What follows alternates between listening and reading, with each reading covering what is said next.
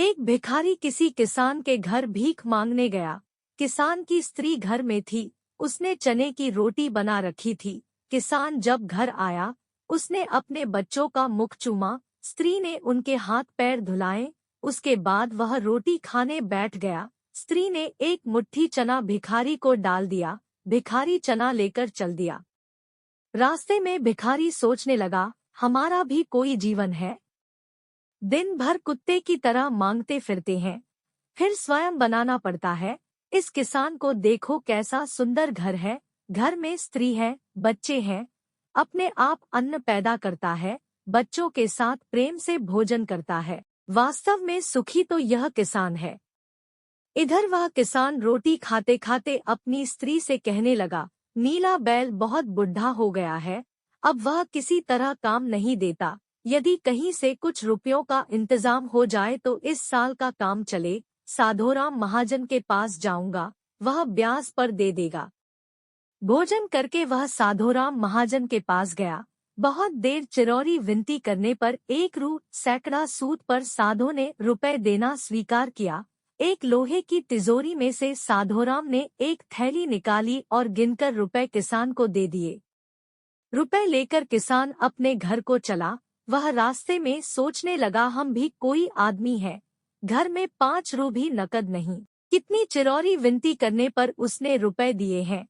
साधो कितना धनी है, उसके पास सैकड़ों रुपए हैं। वास्तव में सुखी तो यह साधो राम ही है। साधोराम छोटी सी दुकान करता था। वह एक बड़ी दुकान से कपड़े ले आता था और उसे बेचता था। दूसरे दिन साधोराम कपड़े लेने गया। वहां सेठ पृथ्वीचंद की दुकान से कपड़ा लिया। वह वहां बैठा ही था कि इतनी देर में कई तार आए। कोई बम्बई का था तो कोई कलकत्ते का। किसी में लिखा था 5 लाख मुनाफा हुआ, किसी में 1 लाख का। साधो महाजन यह सब देखता रहा। कपड़ा लेकर वह चला आया। रास्ते में सोचने लगा, हम भी कोई आदमी है। 100-200 जुड़ गए, महाजन कहलाने लगे। पृथ्वीचंद कैसे हैं, एक दिन में लाखों का फायदा। वास्तव में सुखी तो यह है। उधर पृथ्वीचंद बैठा ही था कि इतने ही में तार आया कि 5 लाख का घाटा हुआ। वह बड़ी चिंता में था कि नौकर ने कहा, आज लाट साहब की राय बहादुर सेठ के यहाँ दावत है, आपको जाना है। मोटर तैयार है। पृथ्वीचंद मोटर पर चढ़कर राय बहादुर की कोठी पर चला गया। वहां सोने चांदी की कुर्सियां पड़ी थी। राय बहादुर जी से कलेक्टर कमिश्नर हाथ मिला रहे थे। बड़े बड़े सेठ खड़े थे। वहां पृथ्वीचंद सेठ को कौन पूछता, वे भी एक कुर्सी पर जाकर बैठ गया। लाट साहब आए, राय बहादुर से हाथ मिलाया, उनके साथ चाय पी और चले गए।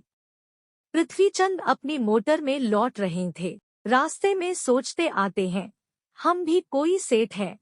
5 लाख के घाटे से ही घबरा गए। राय बहादुर का कैसा ठाठ है। लाट साहब उनसे हाथ मिलाते हैं। वास्तव में सुखी तो ये ही है। अब इधर लाट साहब के चले जाने पर राय बहादुर के सिर में दर्द हो गया। बड़े बड़े डॉक्टर आए, एक कमरे वे पड़े थे। कई तार घाटे के एक साथ आ गए थे।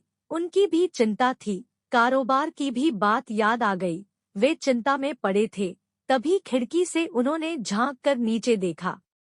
एक भिखारी हाथ में एक डंडा लिए अपनी मस्ती में जा रहा था। राय बहादुर ने उसे देखा और बोले, वास्तव में तो सुखी यही है। इसे न तो घाटे की चिंता न मुनाफे की फिक्र। इसे लाट साहब को पार्टी भी नहीं देनी पड़ती। सुखी तो यही है। शिक्षा। इस प्रसंग से हमें यह पता चलता है कि हम एक दूसरे को सुखी समझते हैं, पर वास्तव में सुखी कौन है, इसे तो वही जानता है जिसे आंतरिक शांति है, जिसे आंतरिक सुकून है। आप चाहे भिखारी हो चाहे करोड़पति हो, लेकिन आपके मन में जब तक शांति नहीं है तब तक आपको सुकून नहीं मिल सकता। सदैव प्रसन्न रहिए, जो प्राप्त है पर्याप्त है। जिसका मन मस्त है उसके पास समस्त है।